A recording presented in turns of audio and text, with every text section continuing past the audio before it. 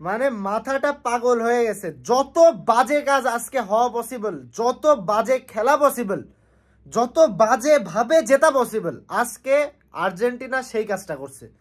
সব দিক থেকে মানে defence to midfield to attack. আর্জেন্টিনার আমি লাস্ট 3-4 বছরে মানে এমন বাজে খেলা দেখিনি। হারতে দেখছি, উরুগুয়ের কাছেও হারছে, ওই দিন একটু বাজে খেলছিল, আর একটা হারছিল কি সৌদির সাথে, সেদিনও এত বাজে খেলে নাই, সেদিন আর্জেন্টিনা ভালো খেলছে। এমনকি ব্রাজিলের সাথে যে কোপা আমেরিকা জিতছিল সেই দিনও আর্জেন্টিনা মোটামুটি বাস পার করে বিভিন্নভাবে খেলাধুলা করেছে।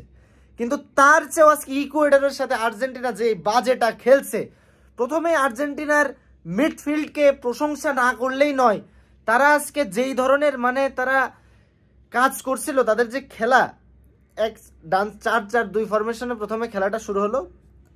অন্য যে কোনো দিন 4-4-2 ফরমেশনে খেলা হলে ডিমারিয়াকে দেখা যায় রাইট সাইডে বা লেফট সাইডে, যে কোনো এক সাইডে সে থাকে। আজকে সে নাই। এটা দেখে প্রথমে মনে হয়েছে যে এটা ঝামেলা হবে। একটা বল ভালো মতো কোনো বল যায় নাই। দুটো একটা চান্স ক্রিয়েট হয়েছে। আমাদের মিডফিল্ডার এনজো ফার্নান্দেজ, সে দেখলাম যে একাই শট মেরে দিচ্ছে, কাউকে পাস দেওয়া গেলে দিচ্ছে না, যাচ্ছে তাই অবস্থা মিডফিল্ডে। তারপরে নিকো গঞ্জালেস, এই নিকো গঞ্জালেস স্যার যে কেন ফুল টাইম খেললেন এটা আমি জানি না। ডিমারিয়া কি ইনজুর্ড নাকি কেন তাকে নামায়নি আমি সেটাও আমি জানি না। এবার আসি আমি ডিফেন্সের কথায়। ডিফেন্সে আজকে একটা গোল দিয়েছেন, একটা হেডে আমাদের একটা গোল রয়েছে, ওই মেসির কর্নার কিক থেকে ম্যাকঅ্যালিস্টারের হেডে একটা সুন্দর গোল দিয়েছে লিসান্দ্রো মার্টিনেজ। এবং ওই একটা মোমেন্টে আর্জেন্টিনা ভালো খেলছে, ওই একটা মানে ভালো খেলা বলতে ওইটুকুই আর্জেন্টিনা পুরো ম্যাচে, আর্জেন্টিনার সামারি ওইটুকুই। আর কোনো ক্রিয়েটিভিটি এনিথিং কিচ্ছু না, নাথিং এলস। সেই লিসান্দ্রো মার্টিনেজ যখন খেলা চলতেছে মানে 75 না 76 মিনিটে দেখি লিসান্দ্রো মার্টিনেজকে তুলে ওতামেন্দি নামতেছে। ওতামেন্দি ভালো হতে পারে, ওতামেন্দি আজকে লাস্ট পেনাল্টি দিয়ে জিতাইছে, খুব ভালো। কিন্তু ওতামেন্দি নামার পর কি খুব ভালো হলো? মানে বিশাল ভালো কাজ হয়ে গেল এমন তো কিছু হলো না। আমরা তো একটা গোলই খেলাম সেই 92-93 মিনিটে, খেয়ে ম্যাচটা গেল পেনাল্টিতে। এমনকি ম্যাচের মধ্যে আমরা একটা পেনাল্টি পাইছিল, ওই যে কি বলার নাম, ভ্যালেন্সিয়া মিস করছে।